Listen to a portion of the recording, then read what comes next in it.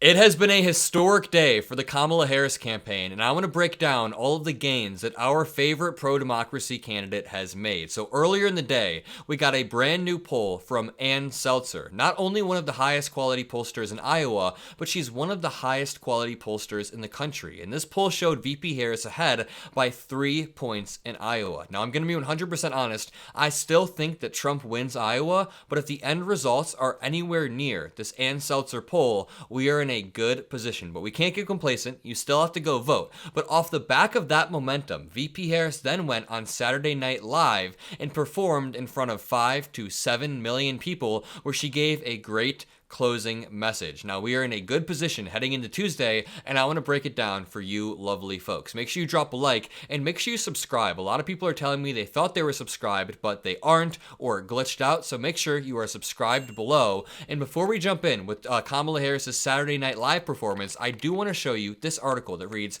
Kamala Harris mocks Donald Trump on SNL appearance, urges Americans to keep Kamala and carry Anala. Kamala Harris made a last-minute appearance on Saturday Night Live to inject a little humor into the last days of the presidential campaign. Now, usually she is played bad at all. I really liked VP Harris's lines. I like the self-deprecating humor, and if you guys didn't notice, when she says, "I can do something my opponent can't, open doors," she's referring to this clip.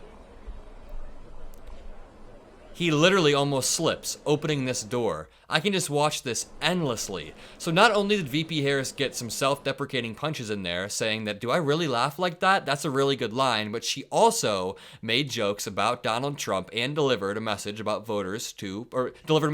voters in Pennsylvania, which is absolutely amazing. This article reads, Kamala Harris mocks Trump as she makes surprise Saturday Night Live appearance. The vice president, who has been played by Maya Rudolph, came on the show. She flew into New York, and we heard rumors earlier tonight she was going to be on SNL because she landed in LaGuardia Airport, and then boom, we see VP Harris on SNL, and it is going viral all over Twitter. And as Kamala Harris is gaining this momentum in the polls and gaining this momentum even in the prediction markets, Donald Trump is losing it all. Watch this. Economy taken care of, no business, I'm going to take care of this.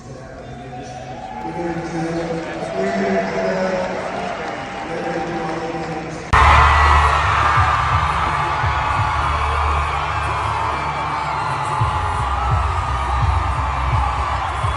There is a stark contrast in the energy between the Trump rally, or lack thereof, and the energy at VP Harris's rallies. And I want to show you guys these prediction markets. Look at Predict It yesterday had Donald Trump at 55% chance of winning. Now he's at 48 and VP Harris is at 57% chance of winning. Let's go over to Polymarket, which I know you guys don't like Polymarket, but we can check this, and VP Harris has now gained a few percentage points in Polymarket. Boom. I want to leave you off with this segment about the early vote that gave me some hope. Meantime, right now, just over 70 million Americans have cast their vote early, making their voices heard in one of the most consequential elections in American history.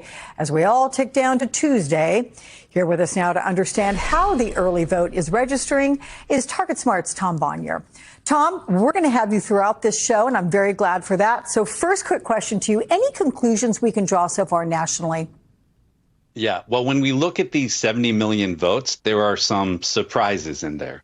The biggest surprise to me is actually how closely the early vote, when we break it down by age, gender, demographics, and really partisanship, how closely it resembles the 2020 early vote. We had this expectation going in. Republicans were really going to focus and invest in getting their votes early, like they didn't in 2020. And what we're seeing, they've certainly invested in that. But when you look around the battleground states, there's only about a 0.2 of a point difference in the modeled partisanship of the early vote in the battleground states relative to where it was at this point in 2020. A lot of that's because of the types of voters that Republicans are actually turning out in the early vote. Actually, you mentioned Pennsylvania and the president speaking there now. Pennsylvania is a great example of that. Give me a sense of what we're seeing specifically. Drill down into Pennsylvania, because that is a critical battleground state. Absolutely. So in Pennsylvania, it's one of the states I think Republicans would point to, because we look at the battleground states, and in half of the states, Democrats are actually doing better than they did in 2020.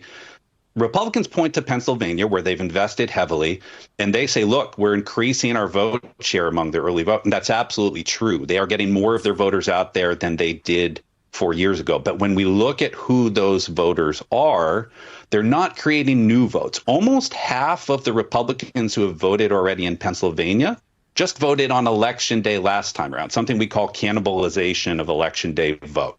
They're just switching how people vote. Another 43% or so of those Republican vote by mail voters in Pennsylvania so far did the same thing last time around. When we actually drill down at people who weren't registered to vote, because again, we know that Republicans are trying to bring out new. Those are some great numbers right there. I really quickly want to bring your attention to this breaking news article. Arizona prosecutor investigating Trump for saying Cheney should face gunfire. This man is taking a lot of L's, and I hope it continues for just one more week. Just 3 more days. Keep the L's going for Donald Trump.